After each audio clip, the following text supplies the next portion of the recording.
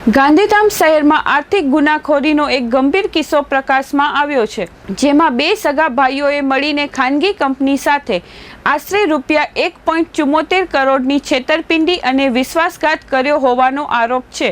આ અંગે એ division police મથકે ફરિયાદ નોંધાઈ છે અને પોલીસે આરોપીઓને ઝડપી પાડવા માટે કાર્યવાહી તેજ કરી છે।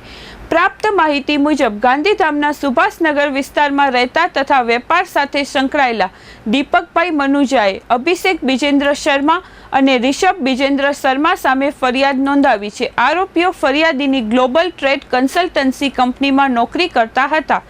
ફરિયાદ અનુસાર આરોપીઓને મુંબઈ સ્થિત હેક્સાનોક્સ ઇન્ટરનેશનલ કંપનીને ચૂકવવાની આશરે ₹1,74,50,000ની રકમ સોંપવામાં આવી હતી, પરંતુ આરોપીઓએ પૂર્વ આયોજન મુજબ આ રકમ મૂળ કંપનીને ચૂકવવાના બદલે પોતાના અંગત લાભ માટે પોતાની માલિકીની શિપ એન્ટરપ્રાઇઝના બેંક ખાતામાં ટ્રાન્સફર કરી દીધી હતી।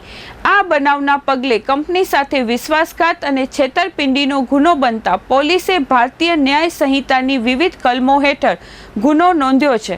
હાલ પોલીસ દ્વારા આરોપીઓની શોધખોળ હાથ ધરવામાં આવી રહી છે અને તપાસ આગળ વધી રહી છે।